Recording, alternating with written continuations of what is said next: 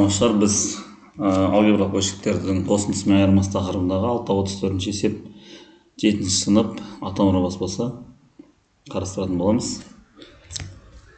Бізден 6-34 есепте, яғни бөлімдерін бірдей етуіміз керек біз қосу үшін.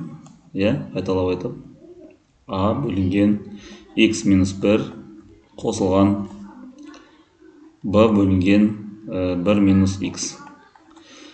Жаңағыдегідей 6-33 есепте көрсеткендегідей біз мына екеуін орнына ауыстырып бөлшектің алдын минус қылып жазып жіберсек болады сразу.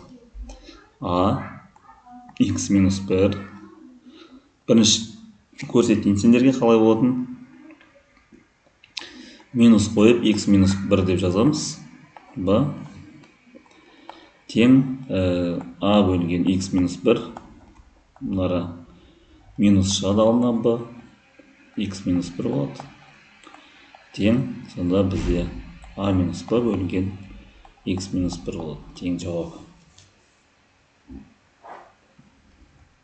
Екіншінде 2x бөлінген a минус b минус x бөлінген b минус a. Тең болады. Бұл жерде сразу жазып кетсек болады. 2x a минус b и мына жер плюс қылып, мына жер минус болатын болса, мына жер плюс болып кетеді ғой. a минус b қыламыз.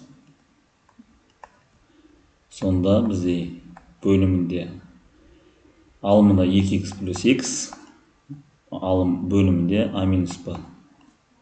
Тең 3x бөлінген a минус b шығады. Үшіншісінде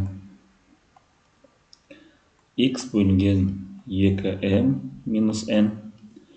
Мына жерде жоғарыда берілгенде көрсеткендей, мына екеуін орнына ауыстырып, алдына минус шыққаннан кейін, бөлшектің алды минус болады. Сразу жазып кете салайын сендерге. Y, мына жерде 2m минус n. Тең, x минус y бөлінген 2m минус n болады. Төртіншінде теңдер мына жақты жалғастырып кете берсем болады. Төртінші 5b квадрат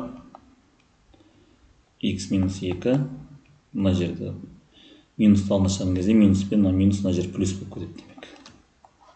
Екінші есептегідей x минус 2 аламыз бұл жерде. Өзгертіп жібере саламыз. Мына жер 2b квадрат тең болады x минус 2 5b квадрат плюс 2b квадрат. Ол болады бізде тең болады x минус 2-ден 7b квадрат шығады.